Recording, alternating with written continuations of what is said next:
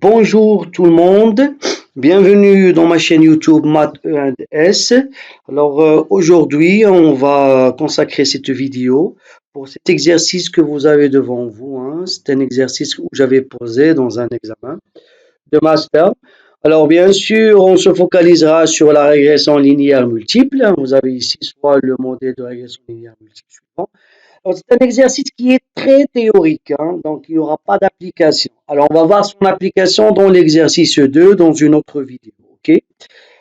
Mais maintenant, on va se pencher sur cet exercice-là, qui est exercice 1, qui est très théorique. En même temps, ça va vous donner l'opportunité de bien comprendre la première partie de la régression linéaire multiple. Okay, hein, c'est-à-dire en utilisant la méthode de modèle carré ordinaire. Alors, regardez, on va considérer ce modèle-là, qui est un modèle de régression linéaire multiple. Vous avez YI qui dépend de XI1, XI2. YI, c'est une variable endogène. Et on a deux variables exogènes qui sont XI1, XI2. Et on a trois paramètres à estimer, bêta 0, bêta 1, bêta 2. Alors, puisqu'il n'y a pas de chapeau, ça veut dire ici qu'on est dans la population. On n'est pas dans l'écriture de la population, mais dans l'échantillon avec I est égal à 1 jusqu'à. Alors, on va considérer Y bar ça. Y bar, vous voyez, c'est la moyenne dans l'échantillon des valeurs qu'on a trouvées par rapport à la population. Y bar, c'est 1 sur 1, la somme d'YI. X1 bar, c'est la moyenne de l'échantillon. X2 bar, c'est aussi la moyenne de l'échantillon. Et epsilon bar, c'est la moyenne de l'erreur dans l'échantillon. Or, la moyenne de l'erreur dans l'échantillon n'est pas égale à 0. Parce que ici, on prend l'erreur. Et l'erreur, c'est par rapport à la population mère. Il fallait calculer l'erreur, la moyenne de l'erreur dans la population mère, c'est elle qui est égale à 0. Mais ici, on calcule la moyenne de l'erreur dans l'échantillon. Et pas la moyenne de l'erreur dans la population. C'est la moyenne de l'erreur dans la population mère, c'est elle qui est égale à 0. Okay, hein? Alors, epsilon, c'est l'erreur, et donc on va considérer epsilon bar la moyenne de l'erreur dans l'échantillon. Très bien. Alors, on considère les changements de variables suivants. Alors, on va considérer une nouvelle variable, grand YI, c'est YI moins Y bar, c'est-à-dire la différence entre la valeur observée et sa moyenne. XI1, c'est la valeur observée moins sa moyenne. XI2, c'est sa valeur observée moins sa moyenne. Et EI, c'est la différence entre l'erreur de l'échantillon par rapport à la population mère moins sa moyenne. Et on vous demande d'écrire YI en fonction, c'est-à-dire ce YI, en fonction de XI1, en fonction de XI2 et en fonction de EI, bien sûr, et on veut l'écrire sous la forme matricielle. OK? Très bien. Alors, on va prendre une page vide ici. OK? Et on va écrire les différentes équations. Alors, on a la première équation, c'est YI est égal, ça c'est bêta 0 plus bêta 1 xi1 et plus bêta 2 xi2 et plus epsilon. Alors ça c'est l'équation de la régression linéaire multiple. Et on sait que si je veux calculer, si je fais la somme de cette équation, je la répète n fois et je divise par n, parce que ici le i c'est entre 1 et n. Alors, si je fais la somme de cette équation n fois et je divise par n, ben, si je fais la somme de yi divisé par n, je tombe sur quoi? Sur y bar. Alors, je fais la somme de bêta 0 n fois et je divise par n, donc je vais avoir bêta 0 plus bêta 1 x1 bar plus bêta 2 x2 bar et ici plus epsilon bar. Donc, vous aurez la première équation et vous aurez la deuxième équation. Donc, si vous faites la première équation moins la deuxième équation, ben vous aurez YI moins Y bar. C'est quoi YI moins Y bar? Donc, vous aurez YI moins Y bar. Ben, vous aurez bêta 0 moins bêta 0, c'est 0. Plus, c'est égal à quoi? À bêta 1, facteur de quoi? De XI1 moins X bar. Plus bêta 2, facteur de xi2 moins x bar, et plus, bien sûr, epsilon i moins epsilon bar.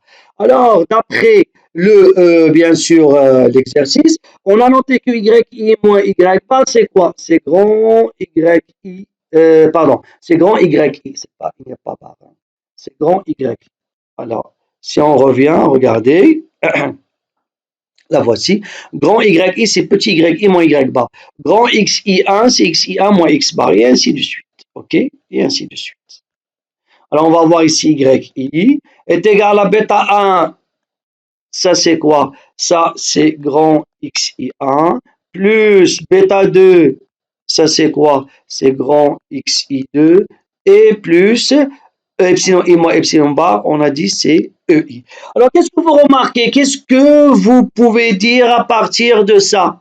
Qu'est-ce que vous remarquez? Qu'il n'y a plus le bêta 0. Celle-là, on l'appelle une équation de régression linéaire multiple sans constante. Vous pouvez dire que celle-là, la première, hein, ok, celle-là, c'est une régression linéaire, c'est une équation de régression linéaire multiple avec une constante.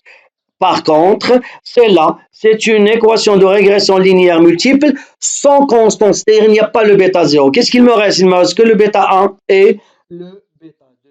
Alors, si je veux l'écrire sous forme matricielle, hein, on est d'accord, hein?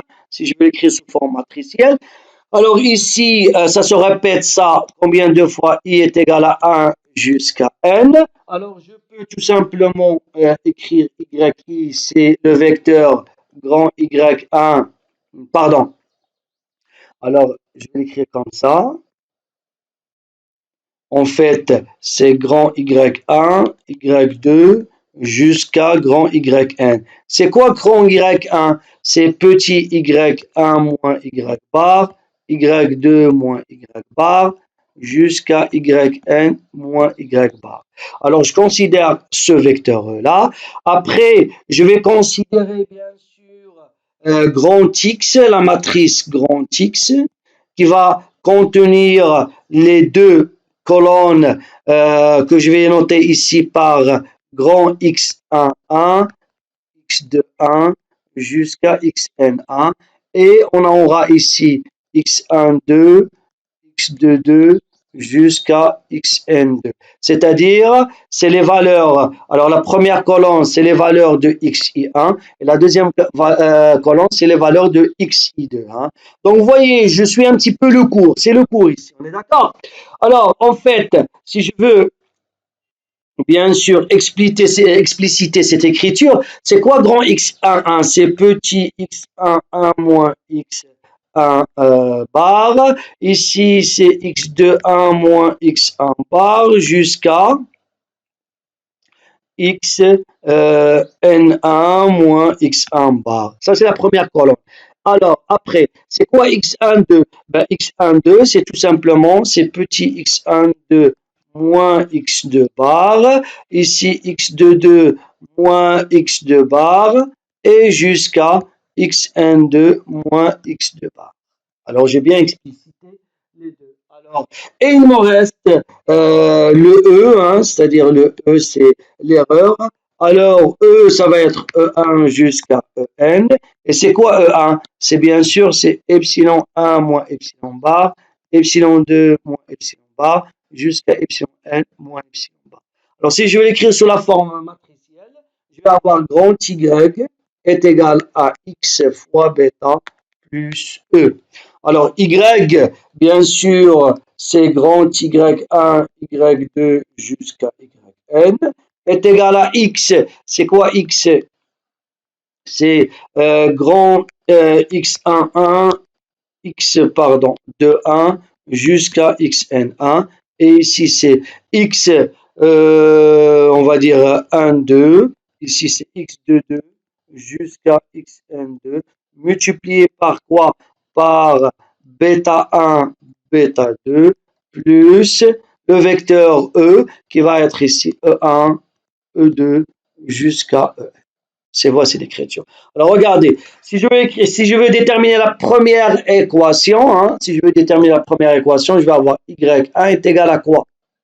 est égal à cette ligne multipliée par cette colonne-là. Alors, pour le produit matriciel, si vous avez des complications, si vous avez des questions, n'hésitez pas à voir les vidéos que je poste dans ma chaîne YouTube sur le calcul du produit matriciel. Vous allez avoir x11 fois bêta 1 plus x12 fois bêta 2 plus E1. Et bien, c'est la première équation. La deuxième équation, c'est y2, c'est x21 fois bêta 1 plus x22 fois bêta 2 plus E2, et ainsi de suite. Et donc, ça, c'est l'écriture matricielle. Donc, ça, c'est la première question. Très bien. Alors, on va passer maintenant à la deuxième question, qui est la question la plus importante. Alors, c'est celle-là. Alors, en utilisant la méthode des moindres carrés, estimer les paramètres bêta 0, bêta 1 et bêta 2 en fonction de S au carré x1, c'est la variance de x1, S au carré x2, c'est la variance de x2, Sx1, x2, la covariance entre x1 et x2, Sy, x2, c'est la covariance entre y et x1, et Sy, x2, c'est la covariance entre y et x2, et aussi par rapport à y bar, qu'on vient de calculer ici, la moyenne, x1 bar et x2 bar. Très bien.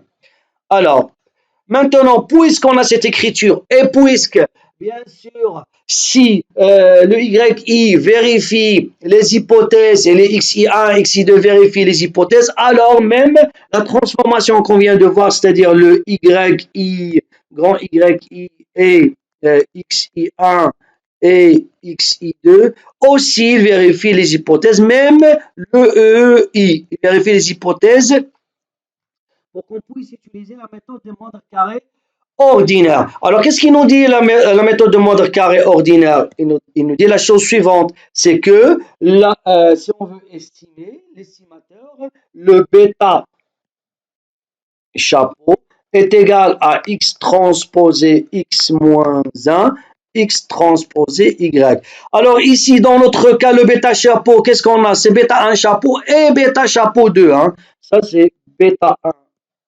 chapeau. Il n'y a pas la constante, hein, vous avez compris, qui est égale à x transposé x moins 1, x transposé y. Alors, le x transposé x moins 1 et x transposé y, alors on a déjà déterminé le x. Le x, c'est ça. Voici le x. Ça, c'est la matrice x. Ça, c'est la matrice x.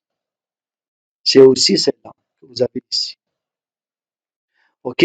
Alors, on va commencer à déterminer chaque matrice à part. On va commencer par la plus, on va dire, par la plus simple, qui est x transposé y. Après, je passe à l'inverse. OK? Alors, x transposé y, c'est quoi? Alors, x transposé y, c'est-à-dire la matrice qu'on vient de voir tout à l'heure, et je vais maintenant la transposer, hein, on est d'accord? Donc, je vais avoir tout simplement ici x1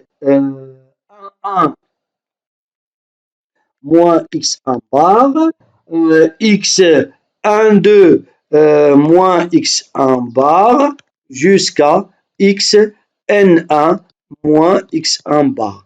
Et dans la deuxième ligne, on va avoir x12 moins x2 bar, x22 moins x2 bar, jusqu'à xn2 moins x2 bar. Je la multiplie par quoi? Par y. Y, c'est quoi? C'est bien sûr, c'est y1 moins y bar, y2 moins y bar, jusqu'à yn moins y bar.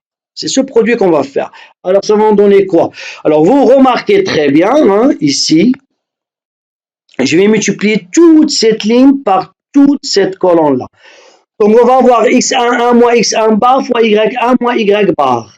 Après, x1 moins x1 bar fois y2 moins y bar. Donc, je vais avoir cette matrice-là. OK.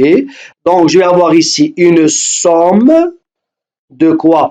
De xi1 moins x1 bar multiplié par yi moins y bar. Et i va de 1 jusqu'à 1. Ça, c'est le premier. OK. La deuxième, c'est le produit entre celle-là et la deuxième ligne et la première colonne. Donc, ça va me donner la même chose. Sauf ici, c'est la somme de xi2 moins x, 2 bar multiplié par yi moins y bar. Et ici, le i est égal à 1 jusqu'à n. Alors, ça signifie quoi? Ça signifie quoi ça? La somme de xi 1 moins x1 bar fois yi moins y bar. Ça se ressemble à ce qu'on appelle tout simplement, alors je vais revenir à l'exercice, ça se ressemble à ce qu'on appelle tout simplement la covariance entre y et x1. Sauf la covariance, je la divise par n, c'est la même. C'est cette écriture, mais je la divise par n. Alors je peux remplacer que tout ça est égal à quoi? Donc c'est n la covariance y x1. Et la deuxième, la même chose. Ça c'est quoi? Ça se ressemble à la covariance et aussi c'est n la covariance y x2. Et on a trouvé x transposé y. Ok? Très bien. Maintenant, on va se focaliser sur x transposé x moins 1. Alors, x transposé, je calcule premièrement x transposé x moins, x transposé x, après je calcule l'inverse. Ok, hein? Alors, x transposé x est égal à quoi? Alors, x transposé x est égal à la chose suivante. Ok? Alors, je vais écrire. Donc, je vais avoir bien sûr x11 moins x1 bar jusqu'à xn1 moins x1 bar. Et la deuxième ligne, c'est x12 moins x2 bar jusqu'à xn2 moins x2 bar. Multiplié par x qui est x11 moins x1 bar jusqu'à xn1 moins x1 bar. Et la deuxième colonne, c'est x n2, pardon, 1,2 moins x2 bar jusqu'à xn2 moins x2 bar.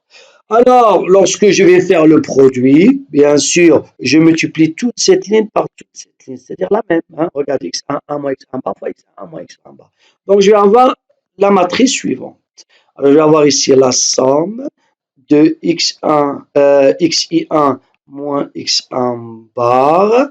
Alors, ça, c'est au carré. I est égal à 1 jusqu'à n. Après, je multiplie cette ligne toujours, mais par rapport à avec cette colonne. Donc, vous avez x11 moins x1 bar fois x12 moins x1 bar. Donc, on va avoir ici la somme de i est égal à 1 jusqu'à n. De quoi ici?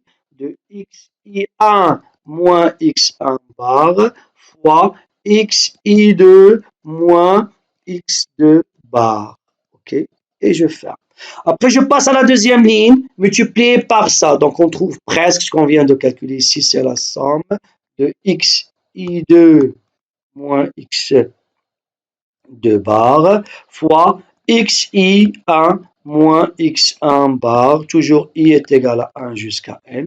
Et je multiplie la deuxième ligne fois la deuxième colonne. Alors, ici, x12 fois x12, c'est au carré. Donc, on va voir ici la somme de xi2 moins x2 bar au carré, i est égal à 1 jusqu'à n. Alors, on va simplifier l'écriture ici. Hein. Alors, c'est quoi la somme de xi1 moins x1 bar au carré? Ben, il se ressemble à la variance. Et ben, la variance, c'est cette écriture-là, bien sûr, tout le monde sera d'accord avec moi, divisé par n. Donc, on va avoir ici quoi? C'est n, la variance de quoi? De x1. Ça, c'est quoi? Ça, c'est la covariance entre x1 et x2, mais je dois multiplier par n. n, la covariance x1, x2. La même chose pour celle-là. C'est la covariance x1, x2 multiplié par n. Et ça, c'est la variance multipliée par n. C'est n, la variance de quoi? De x2. Et bien, ça, c'est quoi? C'est x transposé x. Ok, donc vous voyez. Alors, pour calculer l'inverse, comment on va faire maintenant pour calculer l'inverse? Alors, je vais faire l'inverse, mais n'oublions pas qu'il y a aussi des vidéos dans ma chaîne YouTube. Vous pouvez tout simplement, si vous avez quelques questions, pour réviser un petit peu comment on calcule l'inverse d'une matrice d'ordre 2. Parce qu'ici, c'est une matrice d'ordre 2 ou une matrice d'ordre 3. Ok, hein? Donc, pour calculer l'inverse, il faut que je calcule le déterminant de x transposé x. Alors, le déterminant, la même chose. Il y a aussi des vidéos pour calculer le déterminant. Je multiplie ce qui se trouve sur la diagonale principale. Alors, je vais avoir ici n au carré, s au carré x1, s au carré x moins, alors ça c'est la même chose, hein, moins n au carré, s au carré, x1, x2. Vous êtes d'accord avec moi si je multiplie ça fois ça? Parce que ça c'est la même chose. Alors, bien sûr, le déterminant doit être différent de 0 pour que je puisse calculer, bien sûr, ici, pour que je puisse calculer l'inverse de la matrice. Alors, nous, qu'est-ce qu'on a dit au départ? On a dit puisque les variables yi, les petits yi, xi1 et xi2 et epsilon i vérifient les hypothèses, alors même les grands yi, grand xi1, grand xi2 et ei vérifient aussi les hypothèses, donc le déterminant de cette matrice est différent de 0. Alors si c'est différent de 0, comment on calcule l'inverse? Alors l'inverse, hein, je vais donner directement la formule. Hein. Alors pour calculer l'inverse, x transposé x moins 1, ça va être 1 sur déterminant, ce qu'on vient de calculer, le déterminant de x transposé x. Ok, j'ouvre ma parenthèse et je fais ici transposer. Ok, alors comment je calcule? Alors je calcule de cette façon-là. Ok, pardon, je calcule de cette façon-là. Alors, pour écrire le premier élément, dans cette matrice-là, je vais supprimer la première ligne et la première colonne. OK? Qu'est-ce qu'il me reste? Il me reste celui-là. N S au carré x1. N S au carré, pardon, x2. Okay? Il me reste N S au carré x2. Puisque j'ai supprimé la première ligne et la première colonne. Première ligne, c'est 1. Première colonne, c'est 1. Si on fait la somme, c'est 2. C'est pair. Et donc, le signe, c'est positif. Maintenant, pour calculer cet élément qui est là, donc je dois supprimer dans la matrice, dans cette matrice-là, hein, ok, dans cette matrice-là. Donc je dois supprimer la première ligne et la deuxième colonne. 1, c'est la première ligne, 2, c'est la deuxième colonne. La somme, c'est 3. Donc il y aura un moins. Qu'est-ce qu'il me reste? Il me reste ça. Donc je vais avoir ici moins n s x1, pardon.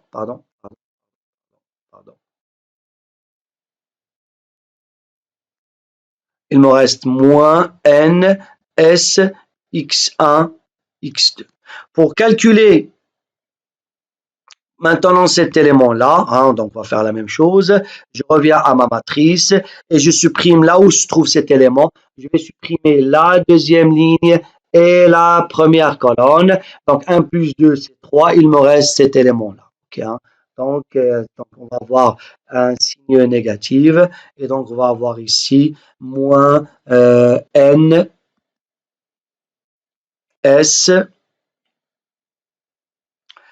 x1 x2 et le dernier élément ça va être n s au carré x1.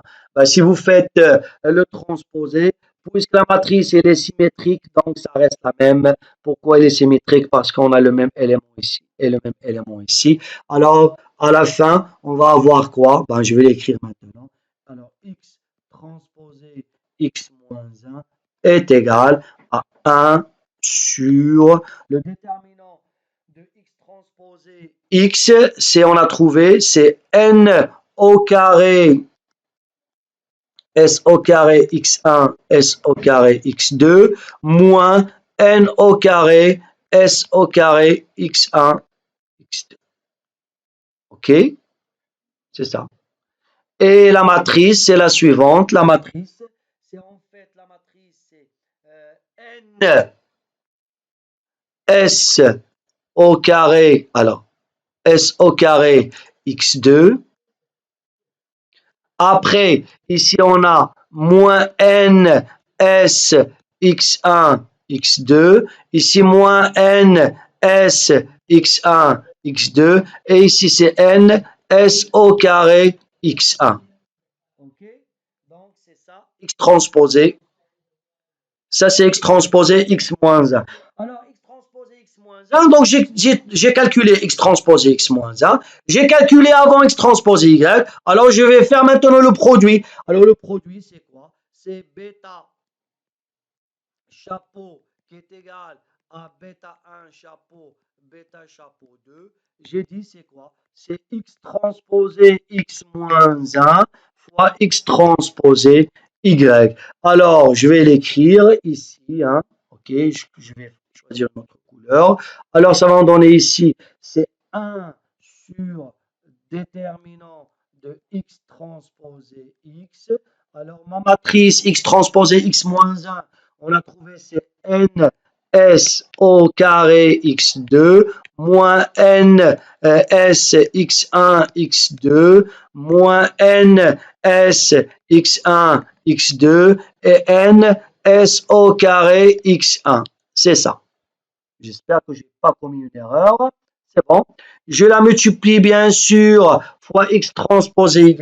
Alors x transposé y, on a trouvé quoi? On a trouvé n, la covariance y1 x1 et n, la covariance, alors c'est pas y1, hein, c'est y x1 et n, la covariance y x2. Alors, si je fais le produit, je vais multiplier cette ligne fois cette ligne aussi fois cette colonne pour que je puisse trouver bêta 1 chapeau et bêta chapeau 2. Alors, si vous multipliez par exemple cette ligne, celle-là, fois cette colonne-là, vous aurez n au carré s au carré x2 sy x1 moins n au carré s x1 x2 sy x2. Alors, à la fin, voici le système. Donc, on va avoir bêta 1 chapeau est égal à s au carré. Alors, ici, hein, donc, on va avoir ici n au carré s au carré x2 sy x1 moins n au carré s x1 x2 sy x2. Le tout divisé par le déterminant. Le déterminant, c'est n au carré s au carré x1 s au carré x2, ok, moins n au carré s au carré x1 x2. Qu'est-ce que vous remarquez? Facilement, vous remarquez ici. Vous avez ici n au carré, vous avez ici n au carré, vous avez ici n au carré, vous avez ici n au carré. Donc, je peux les simplifier.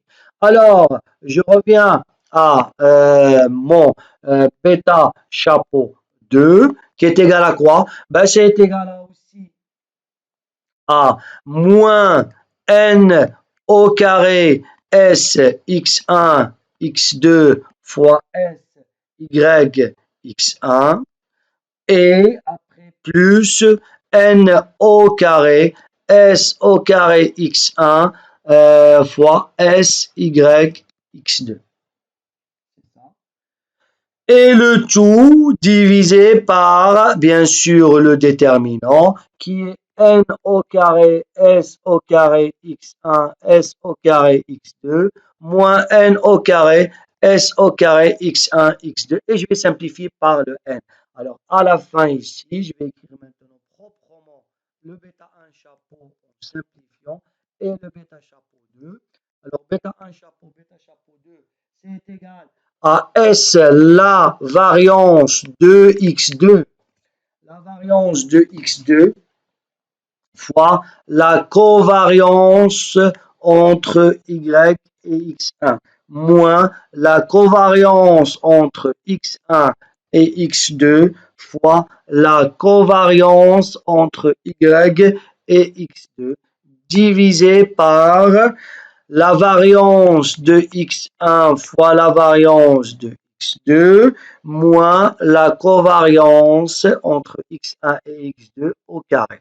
Pour bêta chapeau 2, c'est moins la covariance de x1, x2 fois la covariance entre y et x1 plus la variance de x1 fois la covariance de y x 2 divisé par la même valeur, le même dénominateur, c'est-à-dire la variance de x1 fois la variance de x2 moins la covariance entre x1 et x2. Alors ça, c'est bêta chapeau 1, bêta chapeau 2 qui se ressemble à ce que nous avons fait dans cette écriture-là. Sauf dans cette écriture-là, il y avait quoi? Il y avait les n au carré. Je les simplifie avec les n au carré. OK? Très bien. Alors maintenant, il me reste quoi? Est-ce que vous avez terminé? Non. Il vous reste votre bêta 0 chapeau.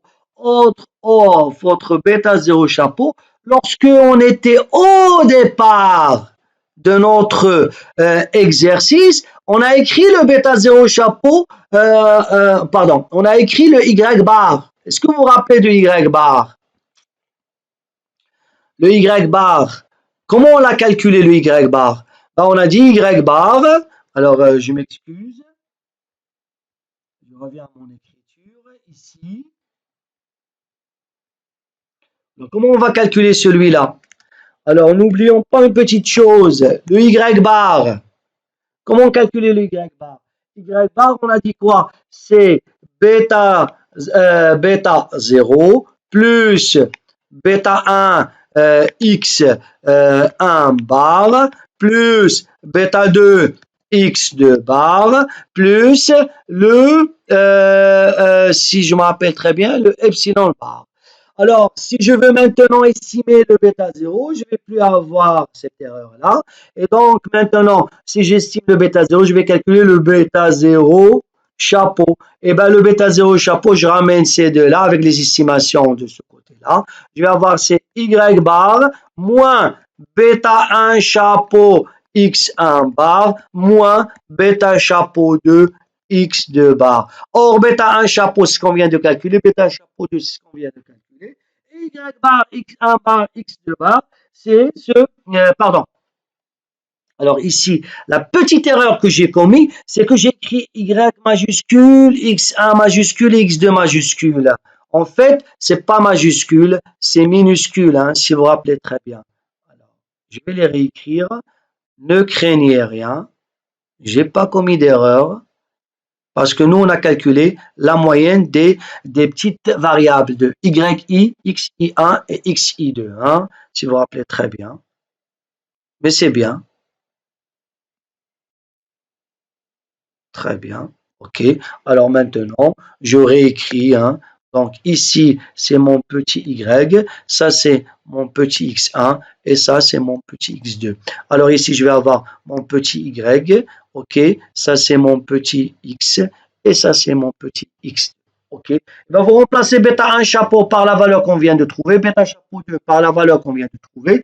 x1 bar, c'est la somme de xi1 sur n, x2 bar c'est la somme de xi2 sur n, et y bar c'est la somme de yi sur n. Et vous voyez, donc c'était pas mal cet exercice parce que, bien sûr, on a compris que grâce à ce qu'on a vu dans le cours de la régression linéaire multiple, que je peux tout simplement faire une autre transformation en éliminant la constante bêta 0 et il me reste que bêta 1 et bêta 2 et après je peux faire la même méthode de mode carré ordinaire et vous voyez il y a quelques transformations à prendre en considération et on a fait la démonstration de A jusqu'à Z. Alors j'espère que vous avez compris. Je vous remercie pour votre attention et je vous dis à la prochaine fois, Inch'Allah.